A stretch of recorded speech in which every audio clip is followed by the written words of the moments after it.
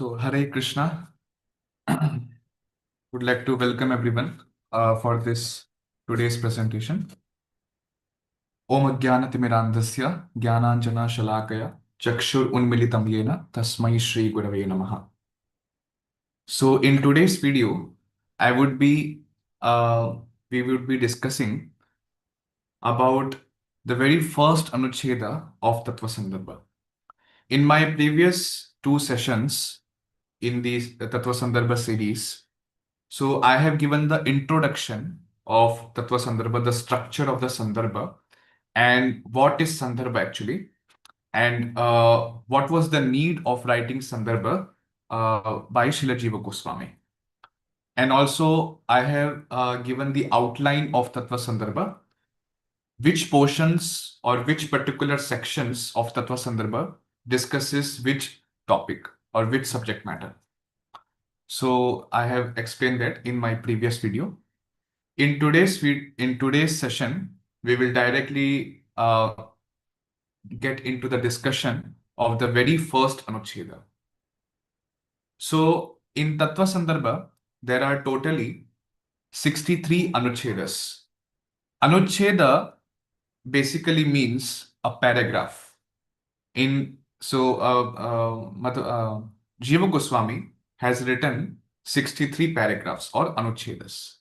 And in some particular portions, so he discusses about the pramana and the prameya. Okay. So in that way, Tattva Sandarbha is divided. The very first 8 Anucchedas discusses about the invocation prayers or the Mangalacharanam prayers. And it defines about the Anubandha Chatushtayam. Anubandha Chatushtayam means Vishaya. It consists of Vishaya, Sambandha, Abhidheya, and Prayojana. So in the very first 8 Anucchedas, he defines these 4 terms. And who is eligible to read the Sandarbhas? What is the prerequisite to understand the Sandarbhas? And what is the relationship of the reader and the book, and also the relationship of what is described in the book and what is the objective of the book. So Vachya Vachaka Bhava. And the Abhideya or the process of studying the book. Okay. And the Prayojana, that is the goal which we will achieve after studying the book. Okay. So these all are defined in the very first 8 Anucchedas. Afterwards, after the 9th Anuccheda, Jiva Goswami discusses about the Pramana Vichar, the Praman Shastra. And after, in the later portions, he discusses about the Prameya or ontological foundation of Gaudiya Vaishnava tradition. So the very first is invocation prayers. Then later on, it is the second division is based on its an epistemological foundation of Gaudiya Vaishnava tradition. And the last section discusses about the ontological foundation. Okay. So the ontology, the Gaudiya Vaishnava ontology, the Prameya Shastra. In today's session, we would be covering the Anuccheda 1. Anuccheda 1 is the Mangalacharana of the Shat Sandarbhas, and it discusses about the form of Sri Chaitanya Mahaprabhu and the Sankirtana. So Sri Chaitanya Mahaprabhu's avatara is described here, and Jiva Goswami offers his obeisances unto Sri Chaitanya Mahaprabhu. We will discuss many more things in this video. So the invocation prayers, which is consisting of the very first to 7 Anucchedas, so there the purpose and the philosophical meaning is described. The purpose of writing the Anucchedas and the philosophical meaning of what is actually going to be described in the Sandarbhas. So the nature of the Sandarbhas, the Shat Sandarbhas, is the Shat Sandarbhas, they are a systematic exposition of theistic Vedanta. And such a work cannot arise merely from intellectual reasoning. A person who is just very much intellectual competent or very good scholar, just a mere scholar, materialistic scholar. So uh, he cannot compose such treatise, such as Shat Sandarbhas, which is full of spiritual descriptions. So these Shat Sandarbhas or the systematic exposition of Srimad Bhagavad Puran, it cannot be written just by intellectual reasoning. Or a person who is a logician, who is very good at logic, who is very intelligent in a materialistic point of view, and he has a very good reasoning power, he cannot render such a work. So, logical and dialectical thinking is only a tool, not the source of truth. So, it's not the source of truth, just a tool, only the means of writing. So, that's why the rational thought helps in linguistic expression of truth. However, without direct realization, aparoksha anubhuti, philosophy remains mental construction, only kalpana. Okay. If there is no realization, if there is no sakshatkaram, no aparoksha anubhuti, so direct realization about absolute truth, the philosophy which a person, the philosophical concept, especially about the spiritual subject matter, it just remains a kalpana. Okay. And even if that description or that rendition, whatever a person has written, it might be logically very deep and subtle and very much tempting or very much sensible. But still, because there is no realization about the absolute truth, there is no sakshatkaram, it will it will be useless. Okay. And uh, it cannot attract the people who are striving or who wish to get liberation from this existence or who wish to get the self-realization. So that's why it will not help them and it will not benefit them at all. So that's why a person who is self-realized, who has realization about the absolute truth, the aparoksha anubhuti, he can only properly do the systematic exposition or properly explain the concepts from Srimad Bhagavatam. So the true metaphysical knowledge requires immediate apprehension of truth, not speculation. So that's why a person who wish to explain the concepts or who wish to do proper explanation about the topics which are there in Srimad Bhagavatam, a person has to have realization about absolute truth. Writing without realization means remains within the intellectual domain and it will not affect the people in general. So if a person is very much intellectually competent and very a materialistic scholar, but still he will not be able to attract the people in general to become to transform their hearts. Okay, so it will not transform their hearts or it will not direct them to the ultimate goal of life. Okay, it will just be some intellectual exercise, that much only, but it will not attract the people in general and it will not induce the people in general to actually hear what the philosophical concepts have been written, and it will not induce those people to be engaged in the devotional service of the Lord. So it will be just a mere intellectual exercise. So so this was all about the that Srila Jiva Goswami is self-realized. So that's why he is the proper person, who is the qualified person who can actually explain the concepts the philosophical concepts and do proper justice. So he's the qualified person to explain the topics explained in Srimad Bhagavatam. Now, always all the sages who will who will write some books or who will give some speeches. So at the beginning, they always begin their any such rendition or any such book or speech. They will start with invocation prayers. And why do they actually do the Mangalacharan?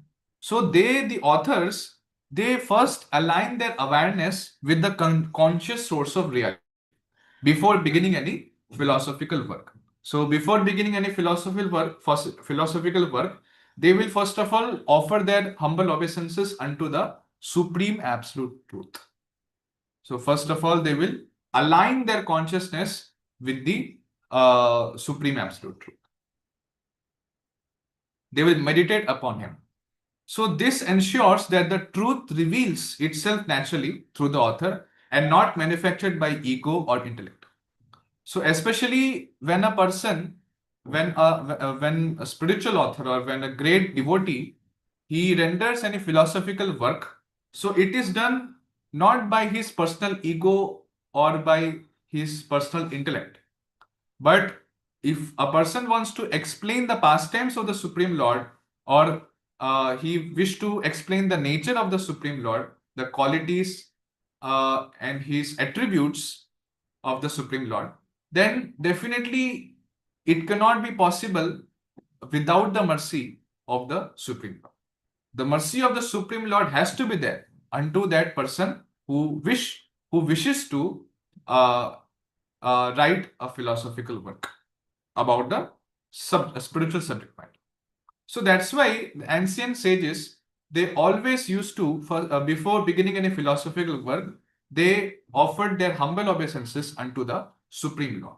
And they meditated upon him so that the Supreme Lord bestows his divine mercy upon that author, that spiritual author, so that the proper rendition can happen and the spiritual subject matter can be properly explained.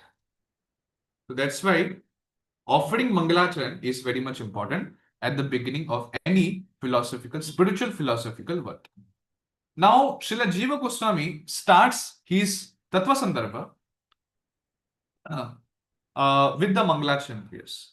And he does not he does not create his own Mangalacharan, or he does not compose any new verse for doing the Mangalacharan. But rather, he just quotes the verse from Srimad Bhagavad Purana. So this verse is there in Srimad Bhagavad Purana, 11th canto, 11th canto, 5th chapter, 32nd shloka. Krishna Varnam Tvisha Krishnam Sangopangastra Pashadam Yagyai Sankirtana Prayair Yajantihi Sumedasaha. In the age of Kali, the Supreme Absolute Bhagavan appears within this world with a non-blackish complexion and constantly sings or describes the names of Krishna, accompanied by his associates, servants, weapons, and confidential companions. Those endowed with discriminating wisdom worship the Absolute in this form, primarily through sacrifice of the self in complete Samyak Kirtana, that is Samkirtana, singing the names of God, involving the totality of one's being. So, in the age of Kali, Lord appears as Sri Chaitanya Mahaprabhu in the golden complexion along with the Anga Upanga Astra Parshadam. And he is worshipped by the Sankirtan Yajna, not by the great like the Anushtana Vidhana, not by that, but by the Sankirtan Yajna, by Harinam Sankirtan, by singing the glories of the Lord. That Yajna, through that Lord Krishna is being worshipped. So the yajna is done in that. Yajanti. They are doing sacrifices. They are doing Sankirtan yajna. And who does this Sankirtan yajna? Sumedhasaha. The people who are intelligent enough. So those who know what is the goal of life, and those who know that what is the ultimate aim of life, that is uh, to get rid of this material bondage and do complete surrender unto the Supreme Lord, so that we can get out and get liberation, and we can eternally be properly constituted in our real position. So the real swarupa of the jiva is that he is the servant of the Lord. So through this process, the Sumedasaha, they worship the Supreme Lord who has come in Kali Yuga as Sri Chaitanya Mahaprabhu in golden complexion. And that Sri Chaitanya Mahaprabhu is Krishna Varnam. So the Supreme Lord who sings the glories of, or he describes the names of Krishna. So Krishnam Varnayati iti Krishna Varna. Okay, we will get into more descriptions about it. So now this Mangalacharan, which he does at the beginning of a work, it links the author's consciousness with his worshipful deity. So the Ishta Devata, he first of all offers his obeisances, and the Guru Parampara also. So Mangalacharan represents the self-surrender, that he completely surrenders the Sharanagati. He offers all of the credit to the Supreme Lord. So there is no any ego of his own, that because of my intellectual power, I am able to compose some spiritual philosophical work. No, it's only possible by the mercy of the Supreme Lord.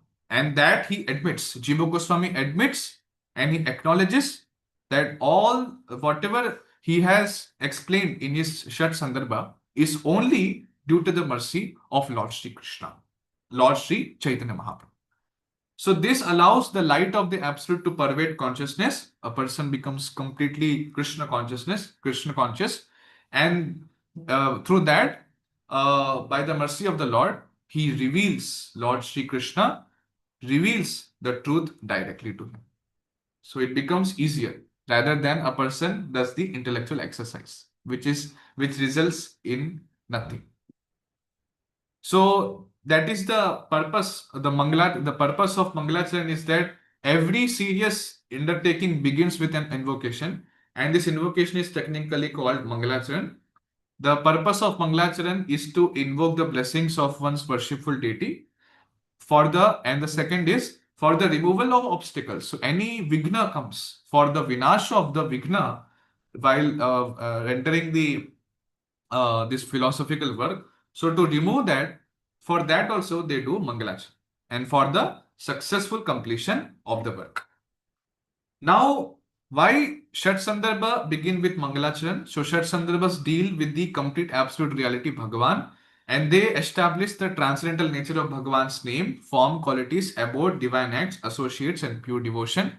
Since the subject itself is inherently all auspicious, technically it needs no invocation. So even though Shat Sandarbhas, there already only spiritual subject matter is being explained. Yes, whole Shat Sandarbha is just quotes from Srimad Bhagavad Puran, and many other such reference scriptural evidences are being quoted, and it discusses about the nature of the Supreme Lord. Okay, the form of the Supreme Lord, the attributes about the Supreme Lord. So then why there already, if the Krishna Katha is happening in whole of the book, then why there is a need of Mangalacharan at the beginning of the book, of the work? So Srila Jiva Goswami still performs Mangalacharan following the previous acharyas, because previous acharyas has also every time at the beginning of their philosophical works they have rendered Mangalacharan. That's why Jiva Goswami, following in the footsteps of them, he also performs. And also he sets an ideal example for the readers. Yes. Okay. Now there are three types of Mangalacharan. So Mangalacharan can consist of one or more verses and is of three types. What are they? That is Namaskrityatmaka Mangalacharan. Second one is Ashirvadatmaka Mangalacharan. And third one is Vastu Nirdeshatmaka Mangalacharan. The first one is that Namaskrityatmaka, or offering obeisances to one's guru or deity or both. Second one is Ashirvada, So Ashirvadatmaka Mangalacharan is that invoking Bhagavan's blessings for the success of the work or the benefit of the readers. Example, all glories to the Lord. So in that way, at the beginning of the work, sometimes they invoke the Bhagavan's blessings for the success of the work. So that is called Ashirvadatmaka. And the third one is the Vastu Nirdeshatmaka. So Vastu Nirdeshatmaka Mangalacharan, that is, he is clarifying, he clearly identifies, the author identifies the main subject of the book. So what is the main subject which will be discussed throughout his philosophical work. And Mangalacharan also indicates the four essential elements called Anubandha Chatushtaya. So that is Adhikari, Sambandha, Vishaya or Abhideya or Prayojana. So Adhikari means what? What does it mean? Who is qualified to study the text? Sambandha, the relation between the book and the subject it explains. So Vachya Vachaka. Vachya is what? The subject which the book explains. And the Vachaka is the book. Okay. So the relationship between that. And the Vishaya is the subject matter to be understood. Okay. The subject matter to be understood. And how a person has to actually read or study the book. So the process of studying the book and the subject matter which has to be discussed, that is also explained. Then the Prayojana, that is the purpose or the goal of studying the book, the value to be attained by the reader. So after completion of the work, after completion of the studying of this book, the reader, what he will be benefited, how he will be benefited. So that is Prayojana. So at the beginning of this work, always the author defines this Anubandha Chatushtaya. It is very much important because different people can have different goals. Yeah, if a person takes up of reading some book, then he might be having some different goal to study the book, or he or the person or the reader's level of qualification will be also different. Whether he is eligible or not, that is also another criteria. If a person has to get he has to engage in the studying of this book. So that's why Anubandha Chatushtaya is very important to be defined initially only. And also Sri Kumarila Bhatta. So Kumarila Bhatta, he explains in his Shloka Vartika that Siddhartham Gyada Sambandham Shrotum Shrota Pravartate Shastrado Tena Vaktavya Sambandhasa Prayojana. A reader studies a book only when the intent of the book is known and its relation to the subject is understood. So that is very much important. Therefore, Sambandha and Prayojana must be stated at the very beginning of a Shastra. Okay. Yeah. So that's why the Sambandha has to be defined, the Prayojana has to be defined. Even in modern works also, this discussion usually appears in the introduction only. If we see in any of the works, in any of the material works also, usually they describe about this. So the Vishaya Sambandha Abhideya Prayojan. Now the question comes, why Sri Jiva Goswami begins with Srimad Bhagavatam verse?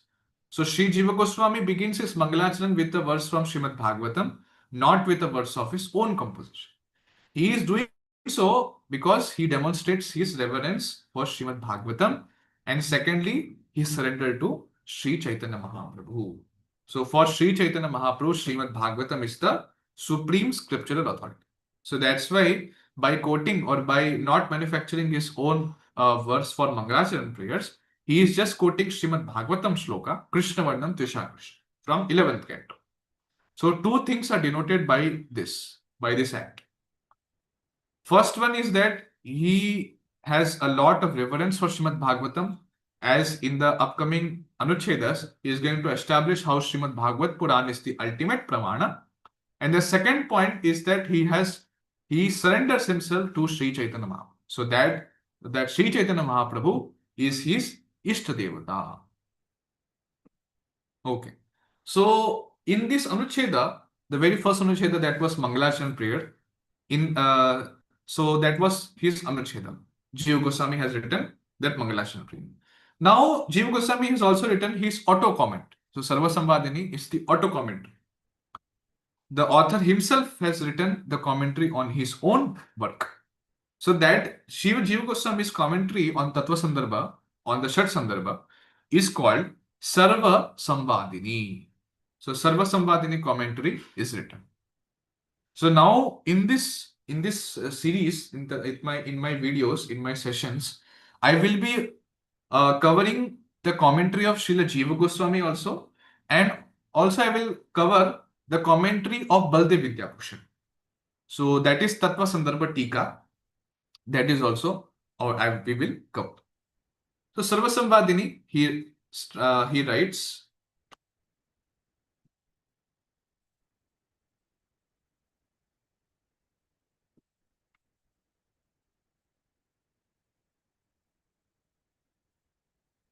Shri Krishna Chaitanya Chandraya Namaha. Obeisances to Shri Krishna Chaitanya, who is like the moon. Then he writes, Shri Krishna Namata Nama Sarva Samvadini Nama. So, this Sarva Samvadini Nama, this commentary, this work is composed by Shri Krishna Namata, or a person who is offering obeisances to Shri Krishna. Shri Bhagavata Sandarbhasya Anuvyakya Virachyate. And what is that Sarva Samvadini? It is written as the Anuvyakya, to Shri Bhagavat Sandarbha. Bhagavat Sandarbha means Shat Sandarbha. Atha Shri Bhagavata Sandarbha Namanam Grantham Arabhamano. Now, while being the treatise called Shri Bhagavat Sandarbha, while beginning the treatise called Shri Bhagavat Sandarbha, Mahabhagavata Koti Bahirantar Drishti Nishtankita. So the author praises the Supreme Lord, who is marked by the inner and outer visions of millions of great devotees. So the inner and outer vision. Okay. So outer vision, what is that? So definitely the outer vision is that the Lord's form. Okay. Sri Chaitanya Mahaprabhu's golden complexion form, and his attributes, his entourage, his rupa, his pastimes. So these are all visions of millions of great devotees. And what is the inner vision? So the inner vision of these great devotees is that the inner the inner vision is that Chaitanya Mahaprabhu is himself Lord Sri Krishna. He is none other than the Supreme Lord himself. There is no difference between Lord Sri Krishna and Sri Chaitanya Mahaprabhu. Okay, so that is the inner vision of the great devotees. So to realize this, that Sri Chaitanya Mahaprabhu is himself the Supreme Personality of Godhead, he is none other than Lord Sri Krishna himself. And the outer vision is that he has come in a devotee form, in the mood of Srimati Radharani. So to relish the rasa, or the mood of Srimati Radharani, in that he performs all of the pastimes, and his beautiful form, the golden complexion form.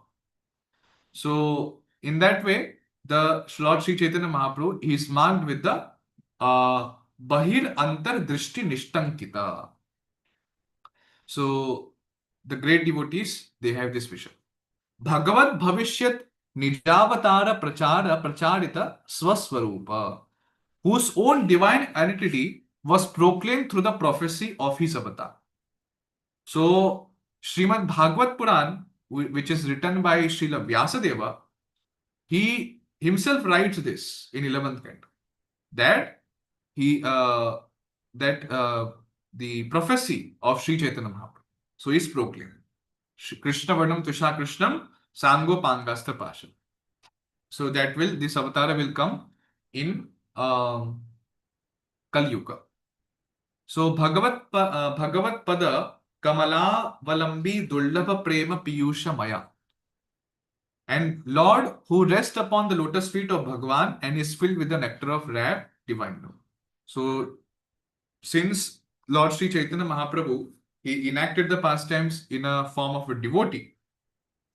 So that's why he is also performing the pastimes as how a devotee does. How a devotee actually the activities of devotee he enacts. So he's surrendered unto the Supreme Lord, unto the lotus feet of the Bhagwan, and always absorbed in Vipralamba Bhav or the Krishna Prema. So Prema Piyushamaya. And Lord who is Ganga Pravaha Sahasram Swasampradaya Sahasradi Daivam. Lord who is like a thousandfold flowing Ganges of devotion, the supreme presiding deity of innumerable disciplic successions. So, like who is like thousandfold flowing Ganges of devotion.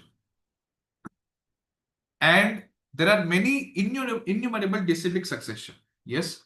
And the Lord is the supreme presiding deity. So, as how there are thousandfold Ganges of devotion, similarly, the Lord is actually the supreme presiding deity of innumerable disciplic succession. Shri Krishna Chaitanya Deva Namanam Shri Bhagavantam Kaliyugesmin Vaishnava Janopasya Tayavatarasya. So that that Supreme Lord known as Shri Krishna Chaitanya Dev, who has appeared in the Kali Yuga as the object of worship for the Vaishnavas, Vaishnava Janopasya Taya Avatarasya. Artha Vishesha Lingitena Shri Bhagavata Padya Samvadena Stauti. And Lord is praised through a specific interpretive connection with the verse of the Srimad Bhagavad Purana. Krishna Varnamiti, namely the verse beginning with Krishna Varnam Tushar Krishna. Vishesha Lingitena, so specific interpretive connection with the verse. And where it is written, this Krishna Varnam Tushar Krishna, Ekadasha Skandhe Kali Yugopasya Prasange Padyamidam. So this verse is there in the 11th canto in the context of the worship of prescribed for Kali Yuga. Kali Yuga Upasya Prasange Padyamidam. Arthascha Tvisha Yaha Akrishnaha Gaurastam Kalau Sumedoso Yajanti. And the meaning is that in Kali Yuga, intelligent persons worship him who is a Krishna, not dark, but he is Gauraha, but golden complexion. So in Kali Yuga, Sumedasaha Yajanti. And Gauratvam cha asya, and his golden complexion is established as follows. So how the Gauratvam is established? So in Srimad Bhagavad Puran, in the context where Nanda Maharaj is there and Garga Muni is narrating he is describing the nature of the Supreme Lord to Nanda Maharaj. So there he writes, so there it is described in 10th canto, 8th chapter, 13th shloka, Asan Varnas Trayo Yasya Grishnato Nu Yugam Tanu Shuklo Raktas Tatha Pita Idanim Krishnatam Gataha. Indeed, 3 complexions existed for him as he accepted a body in each yuga. Shukla Rakta Tatha Pita Idanim Krishnatam Gataha. So while red and also yellow, and now he has assumed blackness. So white, red, and also yellow. So Shukla Rakta Tatha Pita. So before he has assumed the form of the form with the colors white, red, and yellow, and now he has assumed Krishnatam Gataha, or the blackness, the black color. That is in Dwapar Yuga. Ityataha Parisheshya Pramana Labdham. So, thus by the means of Parisheshya Pramana. What is the meaning of Parisheshya Pramana? The method of inference by elimination. So, currently, Gargamuni, he is eliminating, no? First of all, he tell, okay, before Shukla color he came, then he came in Rakta color, then before he came in Pita color also, or the yellow color. So, if these these forms are already happened, so now that's why the Lord Sri Krishna has come in the black color.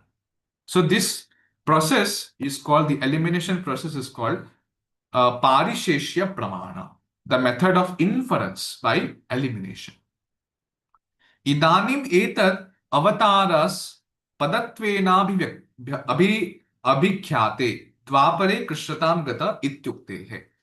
Because it is explicitly stated that in Dwapar Yuga, which is well known as the locus of this avatara, he assumed black complexion. So, because it is explicitly stated in Dwapar Yuga, that in Dwapar Yuga, which is well known as the locus of this avatar. So, in this avatar, which is happening, this conversation between Gargamuni and Nanda Maharaj is happening in Dwapar Yuga. So, it is very much well known that now he will come only in black, because already he has appeared in other colors. Yeah. Shukla Raktayoho Satya Treta Gatatvena. And why this inference is happening that he has come now, Lord Shri Krishna has come in Dwapar Yuga's black color, because white and red are assigned respectively to Satya Yuga and Treta Yuga. So white and red are assigned respectively to Satya Yuga and Treta Yuga. Ekadasha eva varnitatvacha. So it is described in the 11th canto. Pitasya atitvam prachina tad avatara apekshaya. Therefore, the yellow Pita complexion must belong to a time beyond those earlier avatars. That is distinct from Satya, Treta, and Dwapara when considered in relation to the ancient incarnations. So this yellow color should belong to a time to earlier avatars. So distinct from the Satya Yuga, Treta Yuga, and Dwapara. Now the question comes that Gargamuni and Nanda Maharaj discussion was happening in Dwapar Yuga, but this shloka, if you see, it is spoken as Asan Varnas Trayo Yasya Grishnato no Yugam Tana. So these colors have happened already. Yellow, the Lord has come in white color, in red, and also in yellow. And he's telling this in Dwapar Yuga. But Kali Yuga will come after Dwapar Yuga. So how come he is using this past tense? Asan means already happened. So why he's using in past tense? How to understand this statement? So Jiva Goswami in his Sarva Samvadini explains that it should belong to a different kalpa. It should belong to a different day of Brahma. Okay. So in each day of Brahma, Lord comes once. Yes, in 28th uh, 28th cycle of Yuga. So in the 28th cycle of Yuga of the Vaivasvata Manvantara, in the Shveta Varaha Kalpa of Brahma, Lord comes. Okay. So so that's why in the previous kalpas, Lord has come in the yellow or the Pita complexion. So that's why in that way we have to understand why he has used the word asan or in the past tense. Uktam chaika dashe dvaparo pasyatvam Sri Krishnasya. And it is stated in the 11th canto that Sri Krishna is the object of worship in Dwapar Yuga. Shyamatva Maharajatva Vasudevadi Chaturmurtitva Lakshana Talinga Kathanena. So by describing the distinctive indicators such as his Shyama complexion, Maharajatva, royal majesty, and the manifestation of Vasudeva and other three forms of the Chaturvyuha. So that's why the Sri Krishna is the object of worship in Dwapar Yuga. So he describes this by his Shyama complexion and his Maharajatva. So he was the king. And also the quadruple expansion, the Chaturvyuha expansion. So then Jiva Goswami quotes 11th canto, 5th chapter, 27 to 29 slokas. Dwapare Bhagavan Shyamaha Pitavasa Nijayutaha. In Dwapar Yuga, the Supreme Lord is dark complexion and clothed in yellow garments and bearing his own weapons. Okay. So he is Pitavasa and Nija Ayutaha, or he's bearing his own weapons, and he's Shyama color. And also he is Srivatsa Adibihi Ankaihi cha Lakshanaihi Upalakshitaha. And he is marked by signs such as Srivatsa and other divine emblems. Tam tada Purusham Martya Maharajopalakshanam. At that time, human beings recognize him as a great king endowed with royal characteristics. So in Dwapar Yuga, he is recognized as Maharaja Upalakshanam. So the Martyaha or the human beings, Tam Tada Purusham. So that Purusha, that Supreme Lord, is considered to be Maharaja Upalakshanam. Yajanti Veda Tantrabhyam Param Jigyasavo Nripa. And how do those Purusha, the Martyaha, they worship? So those seeking the supreme truth, O king, worship him through the Vedas and the mantras. And unto that Vasudeva. So Namaste Vasudevaya Namaha Sankarshanaya cha. Obeisances unto you as Vasudeva, obeisances also unto Sankarshan. And also Pradyumna Aniruddhaya Tubhyam Bhagavate Namaha. Obeisances unto Pradyumna and Aniruddha, obeisances unto you, the Supreme Bhagavan. Okay. Then afterwards he writes, Ato Vishnu Dharmottarado Yacha Dvapare Shukapaksha Varnatvam Kalaucha Neela Ghana Varnatvam Shruyate. Now there is this very interesting point. What is that? Therefore, when in texts such as the Vishnu Dharmottar, so there is Vishnu Dharmottar Puran, in that it is stated that in Dwapar Yuga, Lord is appearing, which Lord's form has the complexion of the parrot's wing. Ato Vishnu Dharmottarado Yacha Dwapare Shuka Paksha Varnatva. Shuka ityukte, Shuka means parrot, and Paksha means the wing. So that Varna he is having in Dwapar Yuga. This is described in the Vishnu Dharmottar. And then it is written Kalaucha Neela Ghana Varnat. And in Kali Yuga he comes in dark blue color. So like a dark, like cloud like complexion he comes. Now how to reconcile this statement? Tadapi yada Shri Krishnavataru na syat tad Dwapara Vishayam eva mantavyam. So how do we reconcile? That description should be understood as referring to Dwapar Yuga only whenever the avatar of Sri Krishna is not present. So this description that Lord is coming in green color and in Kali Yuga as dark color, it should be understood only when Lord Sri Krishna himself, Swayam Bhagavan, is not appearing in that Yuga. So as I mentioned, that in the one kalpa of Brahma, Lord appears only once.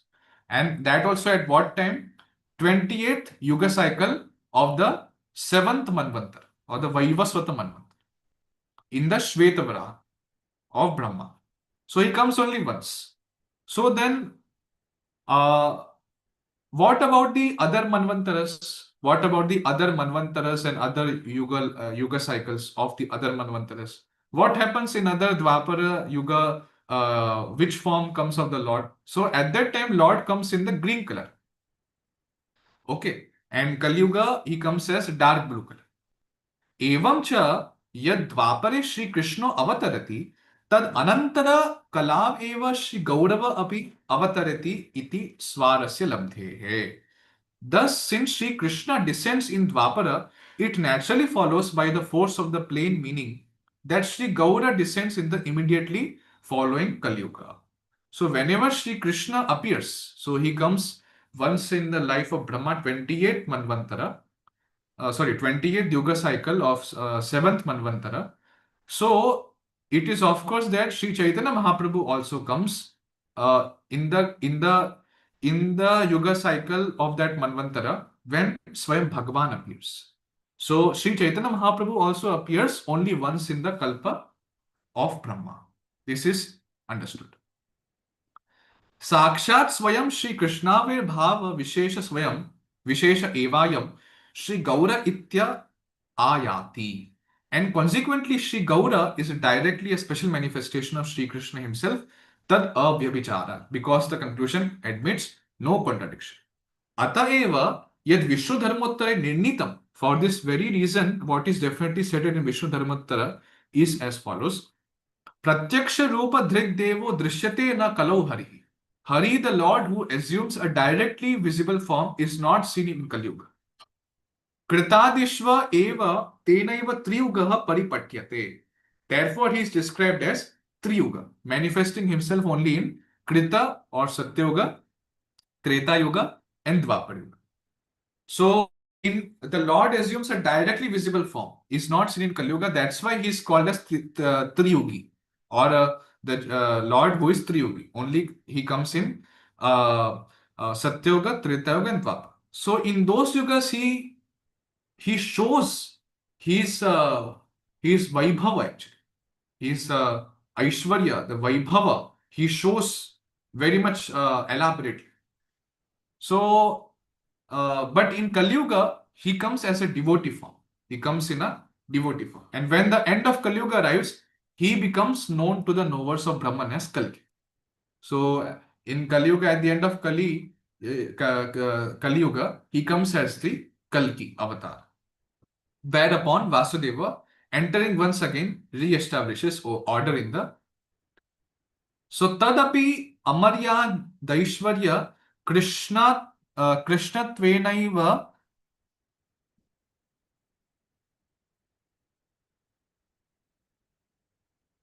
krishnatvaineva atikrantam. Even that Triyuga description is transcended in the case of Krishna as one whose divine majesty is unrestricted and beyond conventional limits. तस्य श्री गौरस्य कलि प्रथम व्याप्ति श्री कृष्ण श्री गौरयोः अवतरणे मिथो अव्यभिचारित संबंध दर्शनात्. Because Sri Gaura's manifestation at the very beginning of Kali Yuga is observed, showing a mutually non-deviating, inseparable relationship between the descendants of Sri Krishna and Sri Gaura.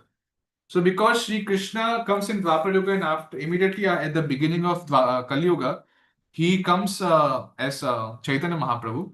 So that's why this conception that he's Triyuga, even though that he's there, that since in the Triyuga only he shows his Vaibhava, his opulence unrestrictedly, but in Kali Yuga it does not show, but it has to be understood. Why? Because in Dwapara Yuga he came, and immediately at the beginning of Kali Yuga he came as Chaitanya Mahaprabhu.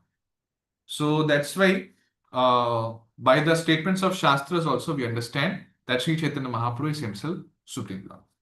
Also, tad etat avirbhavatam tasya swayam eva visheshana dvara vyanakti Krishna Varnam. And this very fact of its appearance is explicitly revealed by the qualifier itself, Krishna Varnam. So in this Krishna Varnam, Krishna Krishnam shloka, this his appearance is explicitly revealed by that Visheshana. So Krishna Varnam Visheshana. Krishneti etau varnau yatra yasmin Sri Krishna Chaitanya Deva Namni. That is to say, the two syllables Krishna occur in that name, namely Sri Krishna Chaitanya Deva. So it is understood, Krishna Varnam means, Krishna Varnam has to be understood, the very first meaning is that, that in a person's name, where this word is there. So who has the name in which Shri Krishna or Krishna, this word or this two syllables, Etau Varnau, they exist. So that's why that Shri Krishna is the Supreme Lord. Okay. And Shri Krishna Tvabhivyanjakam Krishneti Varna Yugalam Prayuktam Astityartaha. And thus the pair of syllables Krishna, which directly express Krishna identity, is employed. This is the intended meaning. Okay. Tritiya Srimad Uddhave Vakye Samahutaha Ityadi Padye. So in Srimad Bhagavad Puran, 3rd canto, 3rd chapter, 3rd shloka, Sri Uddhava tells Samahutaha. He uses this word. So there, Jiva Goswami writes, Shriyaha Savarnena Ityatra Sridhara Swami Pada Kritayam Tikayam. So on the phrase Shriyaha Savarnena in the commentary composed by Sridhar Swami. So Jiva Goswami is quoting Sridhar Swami. In his Sridhar Swami's commentary, on the phrase Shriyaha Savarnena. So on the phrase Shriyaha Savarnena, he writes that Shriyo Rukminyaha Samanam Varnadvayam Vachakam Yasya Sa Shriyaha Sa Varno Rukmi Ityapi Drishyate. It is explained as follows, that he whose name is denoted by the same pair of syllables as Shri, is called Shriyaha Savarnaha. Thus, Rukmi bearing the same syllabic designation. So, Shriyaha or Shriyaha is Rukmini Devi. So, while denoting Rukmi, the brother of Rukmini, so at that time, Rukmi is denoted by Shriyaha Savarna. Shriyaha Savarna means the person who is having the term Rukmi. So in Rukmini, there is this term Rukmi. So that's why the person who is having that name uh, of the name, which the letters in that name is actually belonging to the name of Rukmini Devi or Shriya. Okay. So such usage is very much clearly seen. And Yadva Krishnam Varnayati. The second is that Krishna Varnam, another meaning, is that he describes or glorifies Sri Krishna. Tadrisha Swa Paramananda Vilasa Smaranollasa Vasataya Swayam Gayati. And being impelled by the ecstatic joy that arises from remembering his own supreme blissful pastime, he himself sings about Sri Krishna. So Sri Chaitanya Mahaprabhu being impelled by the Paramananda Vilasa. So by remembering his own the blissful pastimes, he himself sings about Krishna. So he is himself Krishna and himself sings about himself. Swayam Kaya. Okay. So Parama Karunikataya cha sarvebhyopi lokebhyastam eva upadishati yastvam. And out of supreme compassion, he teaches that very Krishna alone to all people everywhere, he who does so. So Krishna Varnit. So because of Parama Karunikataya, he also does the Upadishati. He explains or he teaches that very Krishna to sarvebhyopi lokebhyaha. अथवा स्वयं अकृष्णम गौरम त्विषा स्वशोभा विशेषणैव. Or again, although he himself is not dark but golden, by the special radiance of his own beauty alone, Krishna Varnam Krishnopadeshtaram cha. He is called Krishna Varna and the instructor of Krishna. So again, because even though he himself is a Krishna but golden, but by the special radiance of his own beauty, it is proved that he is himself Sri Krishna. And also it is proved when he by the Krishna Varna. So because he is the instructor of Krishna, he teaches about Lord Sri Krishna. That's why the Visheshanam Krishna Varnam is enjoined. Yad darshaneneva sarvesham Sri Krishna spuratyati iti artha. And also that is by merely seeing him, Sri Krishna becomes manifest in the hearts of all. So just by seeing Lord Sri Chaitanya Mahaprabhu, Sri Krishna spurati. So Sri Krishna becomes manifest in the heart. So that is also another meaning of Krishna word. Kimva sarvaloka drishtav akrishnam gauramapi. Or further, though to the vision of the general public, he appears golden and not dark. So even though he appears as golden and not dark, but bhakta vishesha drishto tvisha prakasha visheshena Krishna varna. To the special vision of devotees by a unique manifestation of his radiance, he is dark complexion. So we can see in Sri Chaitanya Charitamrita written by Krishnadas Kaviraj Goswami. So like for example, Sarva Bhattacharya and Ramananda Rai. So Chaitanya Mahaprabhu, to his close associates, he manifested his Krishna Varna form, his original form. So the dark complexion form, that form of Dwapar Yuga, he manifests. So Tadrisha Shyama Sundaram eva Santam ityat. So that is to say that he truly is that very Shyama Sundaram. Tasmat tasmin sarvatha Shri Krishna rupasya prakashat. Therefore, since the form of Shri Krishna alone is manifested in him in every way, taseva sakshat avirbhavaha swayam sa iti bhava. So the intended conclusion is that he himself is directly the very manifestation of Shri Krishna. So by analyzing this shloka, this Krishna Varnam, and by proper interpretation of this shloka, we can come to the conclusion that Lord Chaitanya Mahaprabhu is Sri Krishna himself. Tasya Sri Bhagavantam eva spashteti. So this clearly establishes his status as Sri Bhagavan. Sangopangastra Parshadam. So Lord is seen together with his limbs, Anga, secondary limbs, Upanga, and the weapons. So Astra and associates Parshadam. He is always seen. He is always accompanied with the Sangopangastra Parshadam. And Bahubhir Mahanubhavai Asakriteva Tatha Drishto Aso Idi. Indeed, he has repeatedly been seen in the very manner by many great exalted personalities. Gauda Varendra Banga Sumot Kaladi Deshiyana Maha Prasiddhi. So, in that way, the Lord's form is also renowned among the people of Gauda, Varendra, Bengal, Suma, Utkala, and also other regions. Tatha Angani Parama Manoharavat. Manoharatvat. Likewise, his angas or principal features are such because of their supreme attractiveness. And Upangani Bhushanadini Mahaprabhavatvat. So, his Upangas, such as ornaments and related features, are so because of their extraordinary potency. Tani eva astrani sarvadaikanta vasitvat.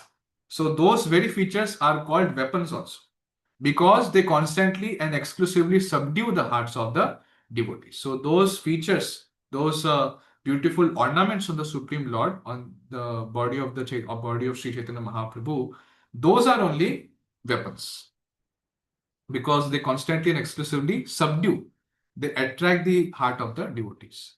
And Tani eva Parshada. And those same features functions as his associates also.